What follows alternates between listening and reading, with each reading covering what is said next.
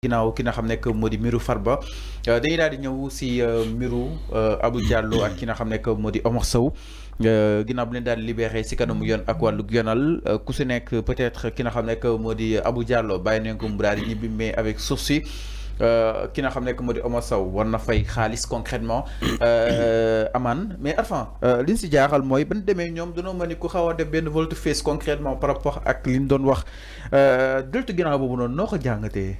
oui ay comédien lañu rek ay comédien ñoom ñaari yëpp ay comédien lañu yàlla toppewu leen dara yàgg naa ko fi wax bi may wax ni ko Omar Sow sérieux yàgg naa ko fi wax parce que comédien la Omar Sow comédien la yàgg naa ko fi wax ne leen Omar Sow n'est pas sérieux bi may wax ni que Omar Sow n'est pas sérieux ñu bëri dañoo jàpp ni que je suis contre Omar Sow je suis pas contre Omar Sow mais quand il entend parler ci les plateaux da ngay xam ni waa ji comédien la il n'est pas sérieux. C'est ce que j'ai dit. Même Abou Diallo, buy def chronique au niveau de Sen TV, c'est un comédien. Ñom ñep ay comédien. Lu ñuy wax ni l'histoire nous a donné encore raison ni que lu ñu doon wax yépp gëmuñu ci dara. Ku gëmul dara moy manam li nga wax nga dem ba ci kanam jaakarlo ak attekaay bi nga ne ko li ma wax ni regretté wu ma ci dara. J'assume mes propos. Comme ça va Diakhaté. Oui, je confirme ce que j'ai dit. Sénégalais yi fan la ñu lay jàppee ba faw parce que dañuy xam ni que yow li nga waxoon ci plateau bi dem nga jàkkaarloo ak juge bi ne ko génnewuma ci wàññiwuma ci dara j'assume mes propos. Okay.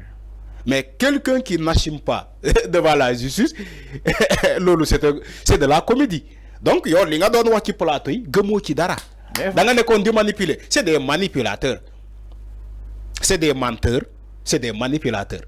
Parce que si tu n'es pas menteur, si tu n'es pas manipulateur, boo demee ba jàkkaarloo ak juge bi da nga koy ne man li ma waxoon regretté wu ma ci dara man maa ko wax mais boo demee di naan woy après su dëmba doon tey du ma wax li ma waxoon léegi su ma demee dinaa gën a am prudent dina kii ne ko keneen ki ku xees ki ne ko man d'ailleurs ça j'ai 2 épouses keneen ki séeréer la keneen ki lébu la man xawma ni que sama kaddu moom il a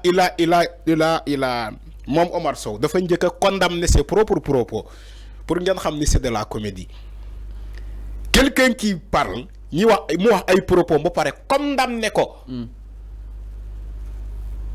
moom dafa dem ba condamner ses propres propos moom Omar Sow nee na c'est vrai que moom lu wax c'est grave kenn du ko wax tu vois. Il a raison. Il vient de s'en rendre compte ni que mom Omar Sow lu mu wax kenn du ko wax ba pare ne juge bi bu dem ba doon tey du ma wax li ma waxoon léegi dinaa gën a uti li may defee attaque samay non franchement c'est de la comédie quoi. Alors mais c'est de la comédie. Il n'est pas sérieux le gars. C'est pas sérieux. Ni japonais tous les moyens sont bons pour s'échapper exactement. Non. Ils l'ont utilisé pour daal di daw si li nga xam ne que moo di monstre bi nga xam ni itam peut-être jàpp nañ ko ñoom ñi ngi si. Non c'est pas tous les moyens sont bons pour s'échapper. C'est du ridicule. C'est du ridicule. Malheureusement le ridicule ne tue pas. C'est du ridicule. Donc man dama jàpp ni lu ñu def ni c'est tellement ridicule.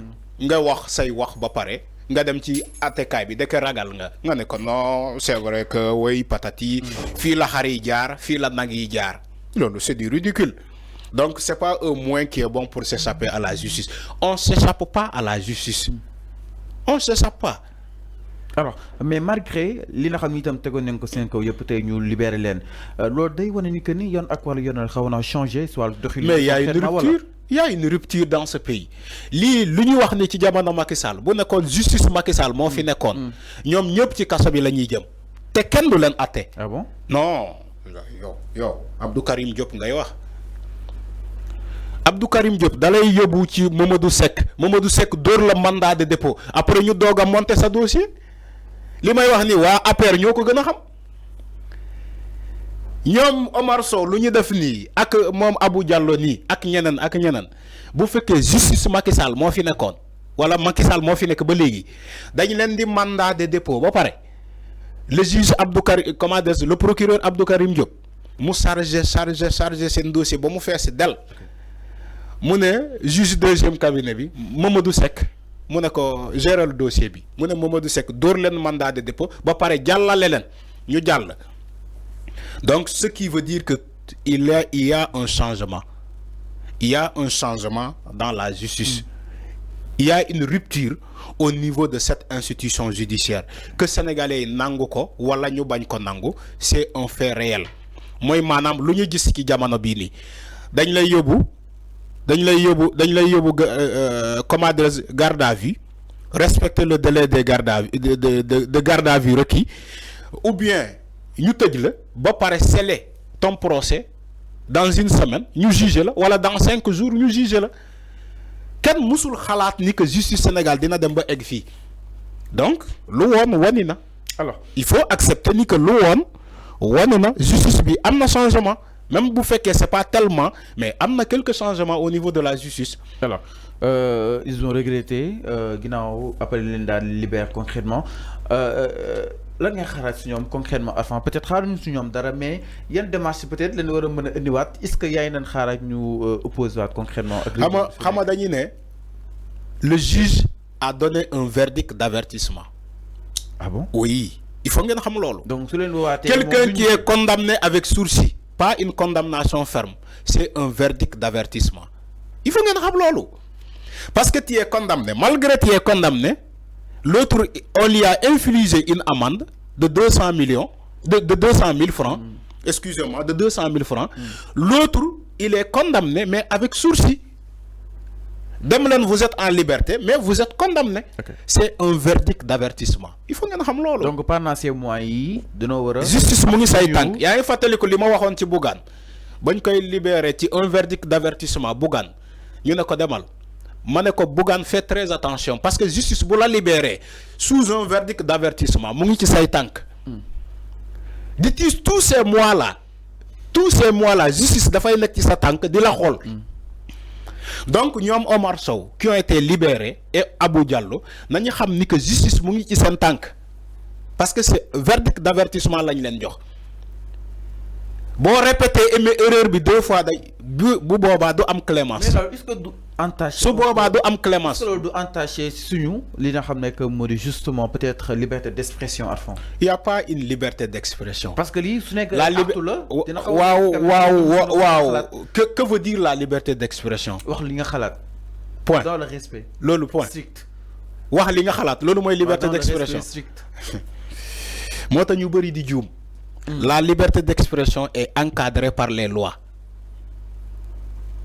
La liberté d'expression est encadrée par les lois. Donc, ci biir liberté bobu, ci biir liberté d'expression bobu, il y a des interdictions. Est-ce que comprendre nga? Parce que ñi dañuy tok di wax lu leen né après buñ leen jappé ñu né oui liberté d'expression, liberté de ton. Alors que avant ngay wax ay liberté, il fallait aller voir les articles qui définissent la liberté d'expression. Il faut aller dans la Constitution. Il faut aller regarder les articles qui définissent la liberté d'expression et de ton. Vous verrez que, vous allez voir que cette liberté-là est encadrée strictement par la loi. Si liberté bobu, il y a des interdictions non dites. Te bés bo déborder rek, tu n'es plus dans la liberté d'expression, mais tu es dans le mensonge ou bien dans la diffusion de fausses nouvelles. Je crois que quelqu'un qui Abou Diallo, diffusion de fausses nouvelles. Exactement. Liberté d'expression. Voilà. Il faut que tu pour nous comprendre. Nous avons la diffusion de fausses nouvelles avec liberté d'expression.